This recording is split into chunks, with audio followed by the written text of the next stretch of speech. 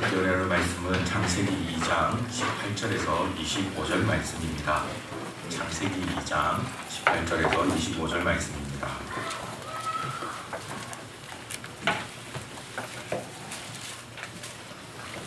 창세기 2장 18절에서 25절 말씀 우리 한 절씩 교독하도록 하겠습니다.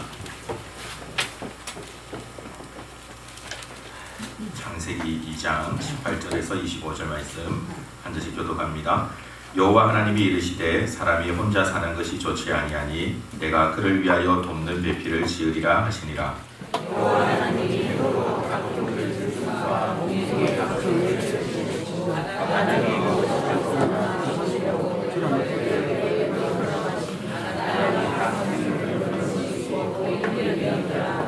아담이 모든 가축과 공중의 새와 들의 모든 짐승에게 이름을 주니라. 아담이 돕는 배필이 없으므로 여호와 하나님이 아담을 깊이 잠들게 하시니 잠자리에 그가 그를 여호와 하나님이 아담에게서 취하신 그 갈빗대로 여자를 만드시고 그를 아담에게로 이끌어 오시니 아담이 이르되 이는 내 뼈 중에 뼈요 살 중에 살이라 이것을 남자에게서 취하였으므로 여자라 부르라 하니라. 그러므로 남자가 부모를 떠나 그의 아내와 합하여 둘이 한 몸을 이룰지로다. 아담과 그의 아내 두 사람이 벌거벗었으나 부끄러워하지 아니하리라. 아멘.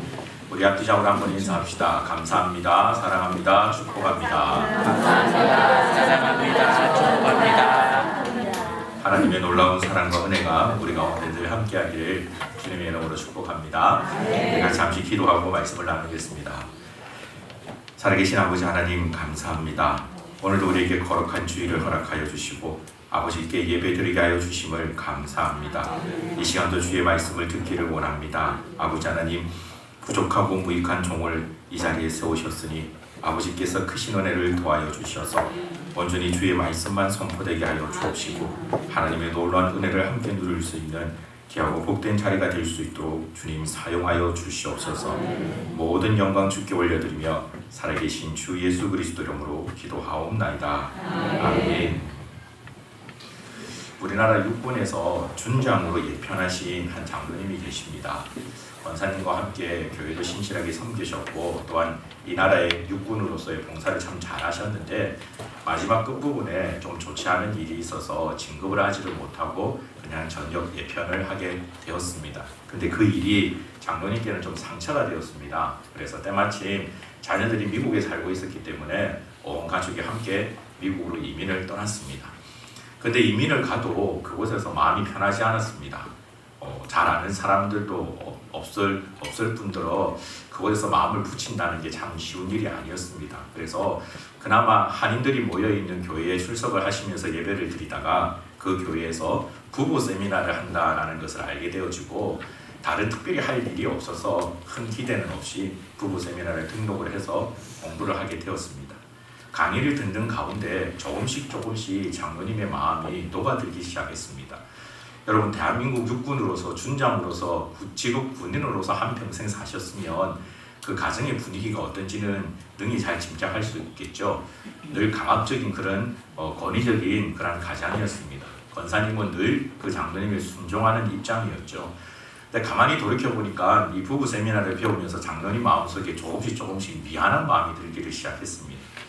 아내를 사랑하지 않은 것은 아니었지만 그래도 아내에게 내가 좀 더 사랑을 표현해야만 했었구나, 내가 좀 더 잘했어야 되었구나 라는 생각을 가지게 되었습니다. 그래서 태어나서 한 번도 하지 않은 일을 결심을 했습니다. 그날 저녁 특별히 가게를 들렸습니다. 어느 가게를 들렸을까요? 꽃가게를 들렸습니다. 이 질문을 하면 여집사님들은 맞추는데 남자분들은 못 맞춰요. 꽃가게를 들렸습니다. 그리고 태어나서 처음으로 꽃다발을 샀습니다. 꽃다발을 사서 집으로 가는데 너무 힘들었다고 합니다. 왜냐하면 한 번도 들어보지 못한 꽃다발이거든요.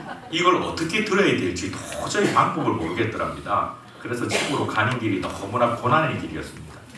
더 큰 고난은 집에 도착하고 난 다음입니다. 이걸 샀으니 전해줘야 되는데 어떻게 전해줘야 될지 도저히 생각이 나지 않더라는 겁니다. 군인으로서 살아가면서 어렵고 힘든 일들이 참 많이 있었는데 장로님 고백에 그때의 그 순간만큼 인생에 가장 큰 고난이 없었다라고 답을 하시더라고요. 한참을 망설이다가 큰 결단을 하고 초인종을 눌렀습니다. 아내가 나왔습니다. 권사님이 나왔습니다. 여보 다녀오셨어요? 라고 권사님이 나왔습니다. 그런데 그렇게 반응했던 권사님도 깜짝 놀랐습니다. 왜냐하면 한 번도 생각해보지 못했던 장면이 자기 앞에 있거든요. 세상에 장로님이 꽃다발을 들고 있으니 상상도 못한 일입니다. 머릿속으로는 많은 것들을 생각을 했는데 막상 아내가 앞에 서 있으니까 이 장로님이 다르게 어떻게 할 수는 없고 절도 있는 동작으로, 군인답게 절도 있는 동작으로 그 꽃다발을 아내의 품에 안겨주었습니다. 문제는 그 다음입니다. 아내가 예를 들어서 꽃다발을 선물 받았으니까 고마워요 뭐 어떤 이런 대답을 할 줄 알았는데 꽃다발을 받은 아내가 갑자기 닭똥 같은 눈물을 뚝뚝 흘리기를 시작을 하더니 집 안으로 쏜살같이 달려가 들어가 버리는 겁니다. 장로님이 뒤따라 갔습니다. 그랬더니 권사님이 안방으로 문을 쾅 닫고 들어가 버리고 문을 잠궈 버리고 안에서 대성 통곡을 하는 겁니다. 펑펑 울기를 시작을 했습니다. 장로님이 정말 난감했습니다. 왜냐하면 본인이 생각했던 계획은 이게 아니었거든요. 꽃을 주면 아내가 고맙습니다고 답을 할 줄 알았고 그러면 그날 저녁에 뭐 맛있는 것을 먹든지 뭐 이런 생각을 했었는데 아내가 들어가서 펑펑 울기를 시작하니까 어찌할 바를 몰랐습니다. 노크를 하면서 왜 우느냐, 뭐 때문에 우느냐 좀 나와서 얘기를 하자 해도 아내는 요지부동이었습니다. 안에서 펑펑 울면서 나오질 않았습니다. 한참 뒤에 자녀들이 집으로 왔습니다. 자녀들이 이 상황을 보고 깜짝 놀랐습니다. 한평생 아버지 어머니가 싸우는 모습은 본 적은 없거든요. 아버지는 권위주의였지만 그렇다고 허튼 일을 하시는 분은 아니었고 어머니는 그 말씀에 늘 순종하는 분이기 때문에 싸우는 모습을 본 적이 없는데 집으로 들어가 보니 마치 큰 싸움이 일어난 것처럼 아버지는 거실에서 어쩔 줄 몰라 하시고 어머니는 방문을 걸어 잠그고 펑펑 울고 있으니 자녀들이 너무 당혹스러웠습니다. 노크를 하면서 어머니 저희들이 왔습니다. 무슨 일입니까? 왜 그러십니까? 라고 했더니 그제서야 어머니가 문을 열고 나와서 정말 둥둥 부은 눈으로 얼마나 울었는지 화장이 다 엉망이 되어버린 그 모습으로 나와서 자녀들을 하면서 냅다 꽃다발을 들이대면서 봐라 너희 아버지가 사오셨다. 봐라 너희 아버지가 사오셨다 라고 자랑을 하는 겁니다. 그제서야 어떤 일이 벌어졌는지 자녀들이 알 수 있었습니다. 한참을 자녀들이 그렇게 자랑하더니 이 권사님께서 장로님을 보고 그제서야 하신 말씀이 여보 정말 고맙습니다 라고 말을 한마디 하는 겁니다.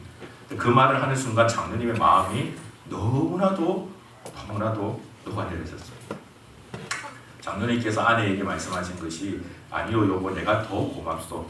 한평생 다 같은 사람의 아내가 되어줘서 정말 고맙소라고 두 분이 부둥켜 안고 엉엉 울었다라는 겁니다. 사실 제가 이 예화를 약 15년 전에 사용을 했던 것 같습니다. 전도사 때에 그때 부산에서 교회에 있으면서 이 예화를 사용을 했습니다.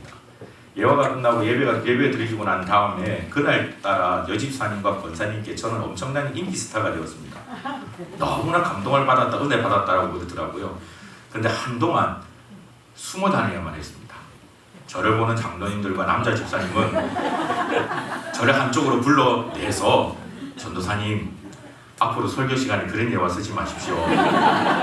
남자들이 얼마나 고달픈지 압니까? 그날 저녁 집에 가서 얼마나 뜯겼는지 압니까? 라고 야단을 치시더라고요. 그래서 한동안 도망다녀야만 했습니다. 오늘은 어쩔지 모르겠습니다. 5예배 마치고 난 다음에 혹시나 제가 보이지 않으면 도망간 줄 아십시오. 그런데 여러분 제가 방금 드렸던 예화 가운데 권사님이 눈물을 흘리신 이유, 장로님께서 눈물을 흘리신 이유가 무엇일까요? 사실 어떻게 보면 남편이 아내에게 꽃 한 다발 사주는 것 그리 어려운 일은 아닙니다. 그러나 장로님은 한평생 그 일을 하지를 못했습니다. 왜냐하면 그렇게 해야 된다는 필요성을 몰랐기 때문에 그렇습니다. 그런데 꽃다발을 안겨주었더니 아내의 그 반응을 보면서 남편이었더니 장로님은 너무너무나 놀란 겁니다. 그리고 더 놀라운 것은 그 일을 통해서 아내가 오히려 왜 이런 꽃을 사왔냐고 책망한 것이 아니라 그 꽃다발을 들고 자기에게 고맙다라고 얘기하는 그 모습을 보면서 남편은 장로님은 더 고마웠던 겁니다. 노년의 이 모습이 정말 아름답지 않습니까? 노년이 되면 어떤 분들은 평생 원수, 절천지 원수 그렇게 되어버린다고 하는데 이처럼 서로 사랑한다, 고맙다라고 표현할 수 있는 그 모습이 참 보기 좋지 않습니까? 그런데 여러분 왜 노년에만 그래야 할까요? 젊었을 때는 그렇게 하면 안 됩니까? 아니 어쩌면 젊었을 때는 신혼이기 때문에 더 그럴 수 있습니다. 장년 때에 중년 때에는 그렇게 하면 안 됩니까? 어쩌면 우리가 너무나도 소홀하게 생각하고 있는 것 중에 한 가지가 부부에 대한 것입니다. 사실 성경은 하나님께서는 이 부부에 대해서 너무나도 중요하게 여기신다라고 말씀합니다. 방금 여러분들이 읽으셨던 이 본문은 천지창조에 대해서 마지막 장면을 우리에게 보여주는 겁니다. 오늘 본문의 내용은 하나님께서 6일 동안 이 세상을 만드시고 난 다음 그제서야 아담의 모습을 보고 그가 독초하는 것이 좋지 않아서 급히 하와를 만들어 주신 것이 아닙니다. 오늘 우리가 읽었던 이 본문은 하나님께서 6일 동안 이 세상을 만드실 때 마지막 6일째 되는 날 사람을 만드시는 그 날에 일어난 내용을 성경이 다시 한 번 더 강조해서 얘기하고 있는 것입니다. 두 번, 세 번 얘기하는 것은 강조하는 것이죠. 오늘 이 본문의 내용은 하나님께서 그처럼 부부를 너무나도 소중하게 여기셨다라고 하시는 겁니다. 그래서 가정사역에 대해서 공부하시는 분들은 이 본문을 통해서 하나님께서 창세기 1장 31절에 말씀하신 것처럼 보시기에 심히 좋았다고 말씀하신 이유가 여기에 있다라고도 말씀하시는 분들이 있습니다. 부부의 그 모습, 온전히 세워져가는 그 모습을 보면서 하나님께서 너무나 기쁘셨다는 것이죠. 그래서 그렇게 주장하는 학자들은 오늘 우리가 읽었던 본문 가운데 24절과 25절의 말씀을 예를 듭니다. 24절에 보면 이러므로 남자가 부모를 떠나 그의 아내와 합하여 둘이 한 몸을 이룰지로다. 아담과 그의 아내 두 사람이 벌거벗었으나 부끄러워하지 아니하니라. 이 내용은 남자와 여자 아담과 하와가 만나서 둘이 한 몸이 되었다는 것이죠. 즉 하나님께서 원하시는 대로 그들이 영적으로 육적으로 온전히 하나가 되었다라고 얘기합니다. 정말 하나가 되었다라는 것이죠. 이 하나가 되었다는 히브리어 원어를 살펴보면 마치 오늘날 초강력 접착제처럼 그들이 완전히 붙었다라는 의미를 말합니다. 그렇게 합해진 모습을 보고 하나님께서는 기뻐하셨다라는 겁니다. 어느 정도 기뻐하셨느냐? 심히 기뻐하셨다라고 성경이 말씀하고 있는 것이죠. 조금 과장스러운 부분이 있기는 합니다만 그러나 결코 틀린 말은 아니라고 봅니다. 왜냐하면 우리 주님께서도 우리에 대해서 표현하실 때 부부에 대한 것을 표현하십니다. 성경은 주님을 우리를 가리켜 주님이 우리의 무엇이 되신다고 그러시죠? 신랑이 되신다고 합니다. 우리는요 주님의 신부입니다. 그 부부의 하나됨을 예수님조차도 우리에게 그러한 것을 통해서 설명하고 있는 것을 볼 수 있습니다. 그러므로 여러분 우리가 부부가 되어졌다, 우리가 한 몸을 이루었다, 이것은 하나님의 놀라운 뜻을 이루고 가고 있다는 정말 중요한 일임을 꼭 기억할 수 있기를 간절히 바랍니다. 그렇게 중요한 일이고 하나님께서 너무나도 소중하게 여기시는 일이기 때문에 우리의 원수인 사단은 날마다 이 부부의 하나됨을 깨어버리기 위해서 노력합니다. 예를 씁니다. 수단과 방법을 가리지 않고 부부의 하나됨을 무너뜨리기 위해서 공격합니다.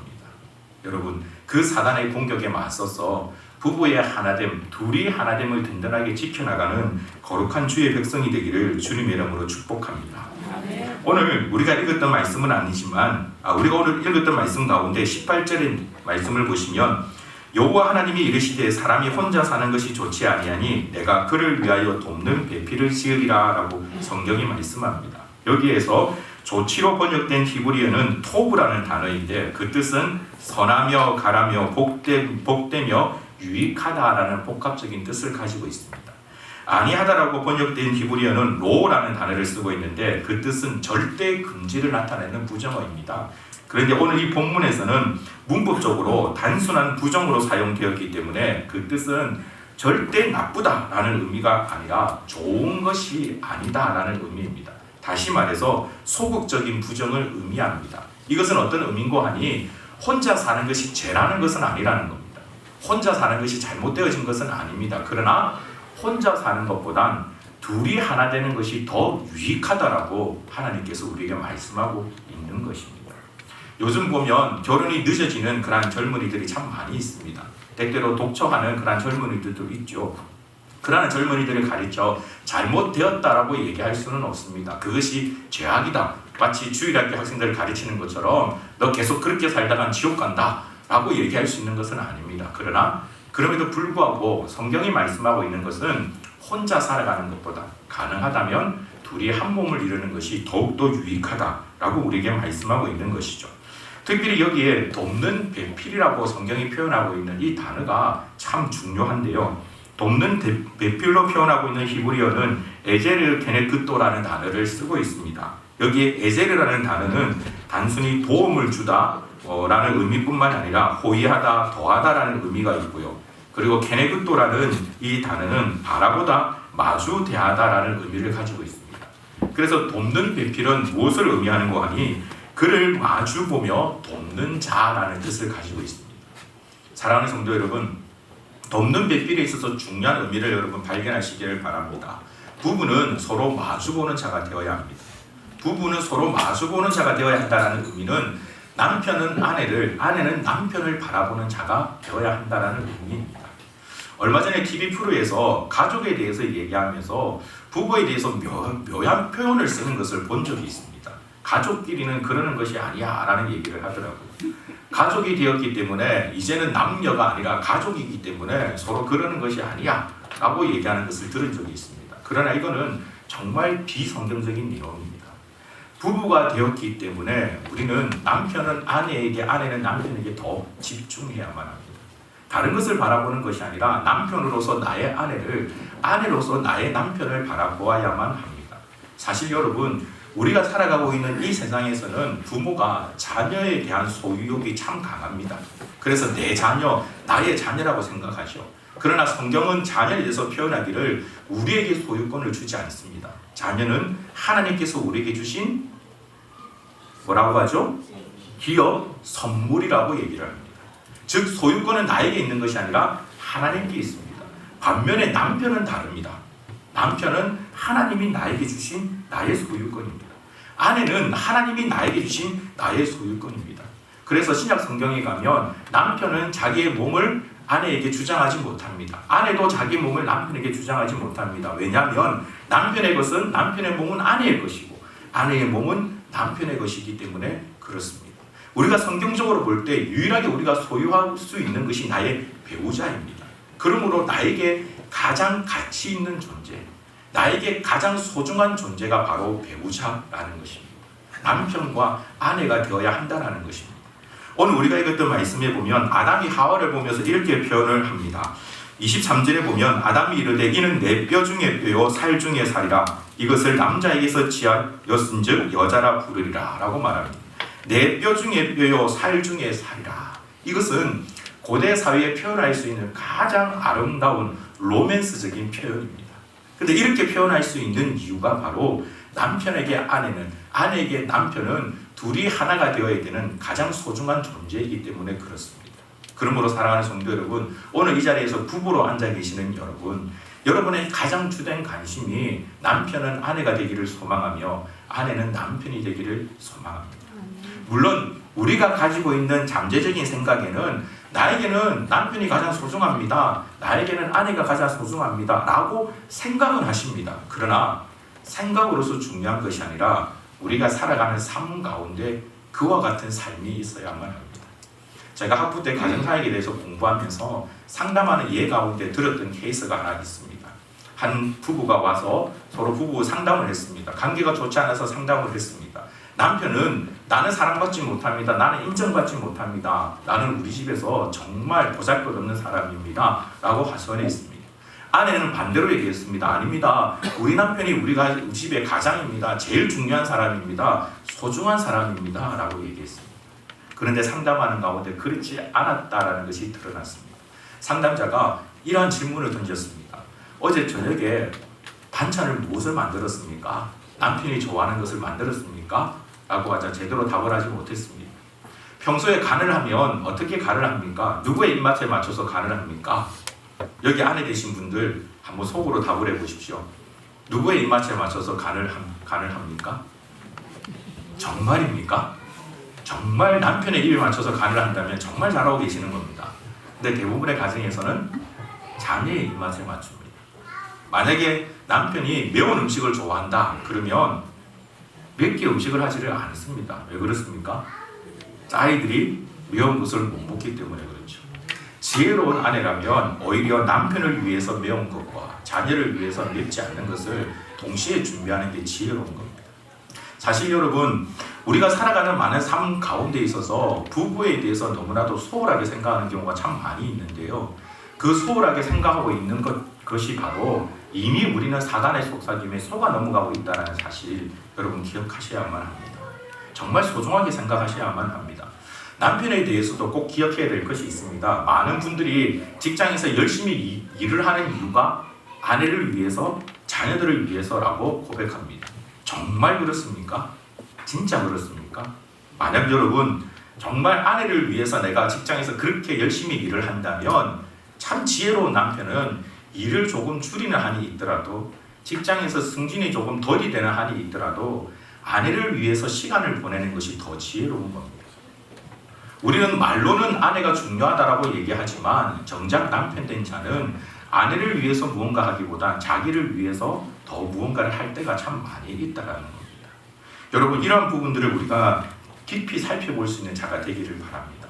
오늘 돕는 배필에 대한 의미가 서로 바라봐야 된다는 것을 꼭 기억하셔서 남편은 아내를 바라보시고 아내는 남편을 바라보셔서 그들에게 무엇이 필요한 것이 있는지를 채워줄 줄 아는 자가 되기를 주님의 이름으로 축복합니다. 바라보는 것에서만 그쳐서는 안 됩니다. 돕는 자가 되어야 합니다. 무엇을 도와야 할까요? 어떤 것을 도와야 할까요? 우리가 도와야 될 것은 딱 한 가지입니다. 나의 배우자가 하나님 앞에 온전히 설 수 있도록 돕는 일을 해야만 합니다. 바로 그것이 돕는 배필에 있어서 가장 중요한 의미입니다. 우리가 서로 돕는 배필이 되지 못하는 이유가 어디에 있는지 아십니까? 우리는 부부관계에 있어서 많은 부분 속에서 실적에 기초한 관계를 만들어 나갑니다. 실적에 기초한 관계는 무엇을 의미하는 거냐면 내 배우자가 나에게 이러이러한 것을 했기 때문에 나는 사랑합니다 라고 고백하는 거예요. 아내가 나에게 더 많은 것들을 섬겼기 때문에, 아내가 너무나 나에게 사랑스러운 일들을 많이 했기 때문에 그래서 나는 아내를 사랑합니다 라는 것은 실적에 기초한 겁니다. 이렇게 실적에 기초한 관계는 그 실적이 사라지면 관계조차도 깨어집니다. 젊었을 때는 아내가 정말 너무나도 사랑스러워서 아내를 사랑했다면 나이가 점점 들면에 따라 아내의 외모가 달라짐에 따라 그 사랑이 식어듭니다. 그래서 다른 대체할 것을 찾게 되어집니다. 이것이 잘못되어진 겁니다. 세상의 부부의 관계는 많은 사람들이 실적에 기초한 관계로 나아갑니다. 그러나 성경에서 얘기하고 있는 올바른 관계는 실적이 아니라 믿음을 기초로 한 관계가 되어야만 합니다. 믿음에 기초한 관계는 무엇을 의미하느냐? 하나님께서 이 사람을 나에게 주셨다는 겁니다. 오늘 본문에 아담이 바로 그와 같은 표현을 하고 있습니다. 여호와 하나님께서 당신을 나에게 주셨다. 하나님께서 당신을 나에게 주셨기 때문에 당신은 나의 아내다라고 고백하는 것이죠. 혹 어떤 분들은 기독교인임에도 불구하고 유교적인 영향에 너무나도 많이 받아서 여전히 배우자에 대해서 결정할 때 부모의 어떤 선택이라든지 부모의 요구에 대해서 많이 고민하는 분들이 계십니다. 또 어떤 분들은 내 배우자에 대해서 정해져 있다라고 생각하시는 분들이 계십니다. 그러나 그렇지 않습니다. 여기 해당이 되는 케이스가 별로 없어 보이는데요. 아직 결혼을 안 하신 분들 마음껏 배우자를 찾아다니십시오. 세상에서 얘기하고 있는 그런 음란한 방법으로 찾아다니는 것이 아니라 하나님 앞에 건전한 방법으로 과연 어떤 사람이 나와 함께 돕는 배필이 되어서 하나님께서 기뻐하실 가정을 만들어 나갈까 찾는 것은 유익한 겁니다. 잘 찾아 나가셔야 합니다. 잘 보고 또 살펴보고 또 검증해야 합니다. 가정을 이루기 전에는 막 그렇습니다. 그러나 우리가 하나님 앞에 가정을 이룰 때는 혼인 예배를 드리지 않습니까? 결혼 서약을 하죠. 하나님 앞에 하는 서약입니다. 그 서약의 의미는 이 사람은 하나님께서 나에게 주신 사람으로 내가 믿습니다. 인정합니다. 받아들인다는 의미입니다. 그러므로 부부가 되고 난 다음에 우리는 다른 것을 바라볼 것이 아니라 나의 배우자를 바라보며 하나님께서 나에게 주신 그 믿음을 바라볼 줄 아는 자가 되어야만 합니다. 언젠가 한번 많은 남성들 뿐만 아니라 여성들이, 결혼한 남성과 여성들이 가장 많이 아쉬워하는 것 중에 한 가지가 첫사랑이라고 들었습니다. 내가 첫사랑하고만 결혼했다면 지금 이렇게 살아가지 않을 텐데. 참 감사한 것은 저는 첫사랑하고 결혼을 했거든요. 네. 그래서 그런 고민에 빠질 필요가 없습니다. 참 감사하죠. 근데 많은 분들이 그렇게 고민을 한다고 합니다. 그러나 여러분, 그것은 실적에 기초한 관계이기 때문에 그렇게 고민하는 겁니다. 믿음에 기초한 관계는 그렇게 고민하지 않습니다. 하나님께서 이 배우자를 나에게 주셨기 때문에 이 배우자를 통해서 하나님께서 기뻐하실 가정을 어떻게 만들어 나갈까, 서로 힘을 합하여 애쓰는 것이 바로 하나님께서 원하시는 길이라는 것이죠. 사랑하는 성도 여러분, 그런 부부의 모습을 만들어 나갈 수 있는 거룩하고 복된 자들이 되길 주님의 이름으로 축복합니다. 사실 제가 계속해서 창세기 내용을 강의를 하면서 오늘 순서상 본문이 이 본문이기 때문에 이 말씀을 준비를 했습니다만, 정말 우리 미랄 교회에서 지금 우리 담임 목사님의 지도 아래 앞으로 우리가 어떠한 훈련을 해야 될지, 양육을 해야 될지 그 과정들을 지금 세워나가고 있습니다. 지금 홈페이지에 보시면 그런 양육에 대한 틀들을 지금 잡아나가고 있는데요. 그 양육에 대한 틀들이 온전히 잡혀가고 진행이 되고 나면 또 다른 사역으로서 가정에 대한 사역을 하기를 원합니다. 우리가 미랄 교회가 하나님 앞에 더욱더 풍요한 교회가 되기 위해서는 다음 세대와 또한 가정에 대한 사역이 참으로 중요하다고 생각합니다. 가정에 대한 사역이 시작이 되어지면 둘이 하나 되어라는 프로그램이 있습니다. 8주간에 거쳐서 정말 둘이 하나 되어지는 성경적인 원리가 무엇인지, 성경에서 말하고 있는 하나님께서 기뻐하시는 가정의 모습이 무엇인지를 보여주는 것이 둘이 하나 되어라는 프로그램입니다. 여러분, 그 프로그램에 꼭 참여할 수 있기를 간절히 바랍니다. 저도 은혜가 된다면 정말 그 프로그램이 좀 더 빨리 개설이 될 수 있으면 좋을 것 같고요. 이미 부부로 살아가시는 분들이나 아직 부부가 아닌 청년으로서 배우자를 찾는 여러분들도 꼭 한 번쯤은 살펴봐야 될 그런 모습들입니다. 우리의 가정이 하나님께서 기뻐하시는 가정을 세워나갈 때 하나님의 나라가 놀랍게 세워진다는 사실을 여러분 아십니까? 우리 주변에는 이 가정이 온전히 세워지지 못해서 무너져버리는 정말 안타까운 일들이 참 많이 있습니다. 그러므로 여러분, 이 가정에 대해서, 특별히 부부에 대해서 너무나도 소중하게 중요하게 바라보며 나아가는 믿음의 백성들이 될 수 있기를 간절히 소망합니다. 오늘부터 먼저 시작하십시오. 아내에게 먼저 사랑한다고 남편이 고백하십시오. 그리고 아내는 남편에게 먼저 존경한다라고 고백하십시오. 서로 축복하십시오. 당신 때문에 나는 너무 행복합니다라고 얘기하십시오. 참 놀라운 것은 하나님께서 우리를 부부로 만드셨기 때문에 이 부부 가운데 어느 한쪽이 행복하지 않으면 다른 쪽도 행복하지 않습니다. 참 만족을 누리지를 못합니다. 근데 참 재밌는 것은 한쪽이 먼저 헌신하고 한쪽이 먼저 섬겨서 다른 쪽을 행복하게 만들면 자기도 동시에 행복해집니다. 이것이 하나님께서 만드신 부부의 놀라운 원리입니다. 그래서 여러분, 어떻게 하면 내 아내를 더욱더 행복하게 할 수 있을까? 즐겁게 할 수 있을까? 어떻게 하면 내 남편이 더욱더 행복하게 할 수 있을까? 이 부분에 대해서 늘 고민하며 애쓰는 자가 되십시오.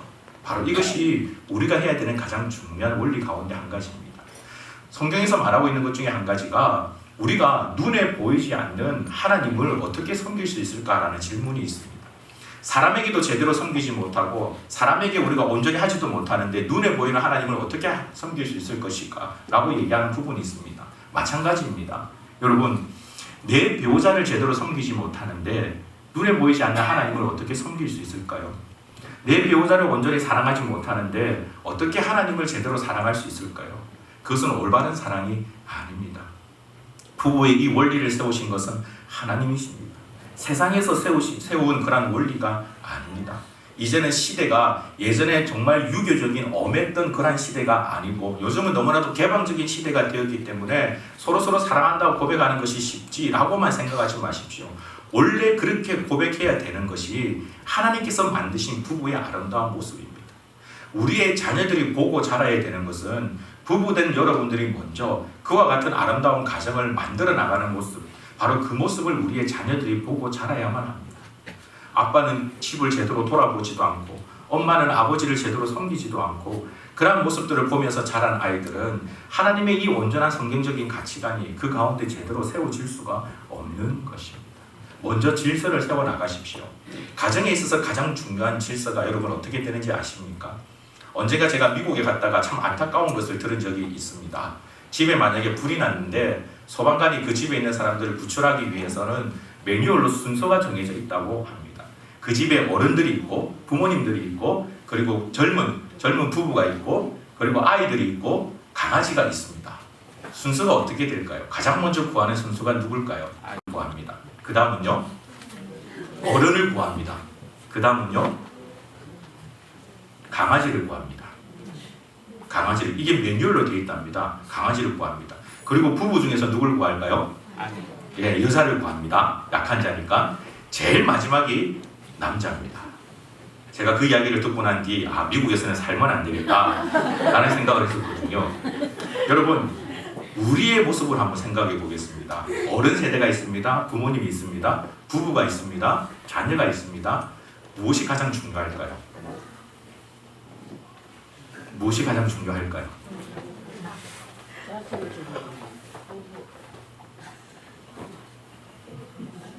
누가 가장 중요할까요? 부모. 우리가 받아왔던 교육은 누가 중요합니까? 부모님이 중요하죠. 그렇죠? 부모님이 중요하다면 어떤 자식이 돼버릴 수 있습니다. 부모님이 중요합니다. 그 다음은요? 자식이 중요하다고 우리는 배워왔습니다. 이게 유교의 가르침입니다. 그러나 성경적인 가르침은요, 가장 첫째가 부부입니다. 그리고 나서 부모입니다. 그리고 마지막이 자녀입니다. 오늘날 우리가 살아가는 세대는요, 이미 대가족이 아니라 가족들이 다 분열이 되어져 버렸기 때문에 부모에 대한 고민은 안 합니다. 그럼 무엇이 걸리느냐? 자녀가 걸립니다. 그래서 대부분의 가정에 솔직히 보면 자녀 중심으로 많이 살아갑니다. 무언가를 결정할 때 가장 중요한 기준이 되는 게 자녀입니다. 휴가를 결정할 때도 그렇습니다. 여행을 결정할 때도 그렇습니다. 영화를 보러 갈 때도 그렇고요. 음식을 먹으러 갈 때도 그렇고요. 무엇을 하든지 간에 자녀가 먼저 우선이 되어집니다. 그렇게 살았습니다. 그렇게 살았던 오늘 우리나라의 모습 여러분 만족하십니까? 그렇게 살았던 우리의 모습 지금 자녀들이 정말 잘하고 있는가요?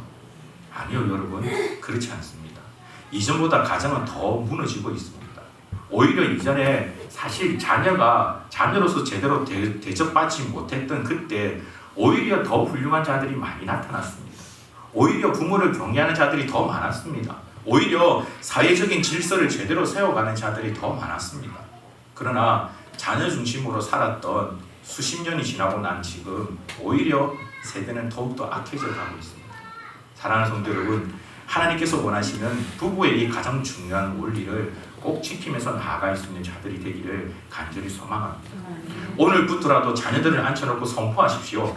우리 가정에 제일 중요한 것은 우리 부부야. 우리 부부야. 그리고 정말 여러분 자신 있게 선포했으면 좋을 부분들이 아빠 엄마가 서로 사랑하는 모습들을 보고 너희들도 정말 멋진 가정을 만들어 라고 얘기할 수 있다면 정말 멋지게 살아가는 모습입니다. 지금 저 뒤에 저희 아이들이 앉아 있는데요. 제가 이 이야기를 하면서 아이들이 눈을 못 보겠습니다. 저도 많이 부족하거든요. 저도 많이 연약합니다. 저희 유민이는 가끔씩 저에게 이런 말을 합니다. 아버지는 참 엄마밖에 모르죠. 아버지는 참 이 세상의 마지막 로맨스트인 것 같아요 라고 얘기를 합니다.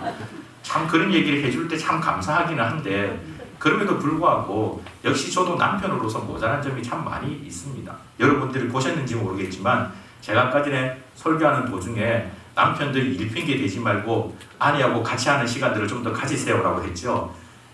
제일 먼저 저희 아내가 반응을 보이더라고요. 자기나 잘하지. 사실 이게 우리가 살아가는 모습이긴 합니다만 그러나 여러분 중요한 것은 우리가 지금 살아가고 있는 모습에 만족하며 살아가는 것이 아니라 성경이 말씀하고 있다면 그 말씀대로 살아가기 위해서 애쓰는 자가 되어야 합니다. 쉽지 않은 일입니다. 지금까지 우리가 살아왔던 모습들 속에서라면 남편이 아내에게, 아내가 남편에게 사랑합니다, 존경합니다 얘기하는 거 쉽지 않습니다. 그러나 여러분 하십시오. 하나님께서 원하시는 일이기 때문에 그렇게 하십시오. 그렇게 해서 정말 아름다운 가정을 만들어 나가십시오. 하나님께서 기뻐하시는 그런 가정을 여러분 만들어 나가십시오. 이것은 하나님께서도 너무나 원하는 그런 모습입니다. 성경의 모습들을 가만히 살펴볼 때 여러분 너무나 안타까운 것이 한 가지 어떤 부분인지 아십니까? 하나님께서 자랑할 수 있는 성도의 개개인적인 모습은 참 많이 있습니다. 뭐 대표적인 인물이라면 하나님 욥이라는 사람을 자랑하셨습니다. 대단한 인물이죠. 다윗도 하나님 자랑하셨습니다. 다윗보다 어려운 자가 없다. 모세도 자랑하셨습니다. 이보다 순전한 자가 없다. 하나님께서 자랑하신 자 참 많이 있습니다. 세례 요한 여인의 태중에 난 중에서 이보다 더 큰 자가 없다. 참 많습니다. 그러나 여러분 부부로서 하나님께서 자랑한 자 혹시 기억나십니까? 하나님께서 정말 이처럼 아름다운 부부가 없다 라고 자랑한 사람 부부 기억하십니까? 안타깝게도 없습니다. 안타깝게도 없습니다. 여러분 이 말씀이 여러분에게 도전의 말씀이 되기를 소망합니다. 하나님께서 어느 날 천군 천사들이 모여있는 그 자리에서 드디어 나타났다. 내가 창세 때부터 그렇게 꿈꿔왔던 정말 그 부부의 아름다운 모습, 정말 돕는 배필로서 나의 나라를 다스려가는 그 아름다운 모습이 저 창원에 가면 미랄교회에 있다. 드디어 내가 만났다 라고 하나님께서 자랑할 수 있다면 얼마나 좋겠습니까? 여러분, 그걸 목표로 삼아서 나아갈 수 있는 저와 여러분이 될 수 있기를 주님의 이름으로 축복합니다. 하나님을 기쁘시게 하는 자, 하나님을 즐겁게 하는 자, 하나님의 마음을 시원케 하는 자, 그의 가운데 부부의 하나됨이 있다는 사실을 꼭 기억하셔서 그를 위해서 오늘도 노력할 수 있는 여러분이 되시길 주님의 이름으로 축복합니다.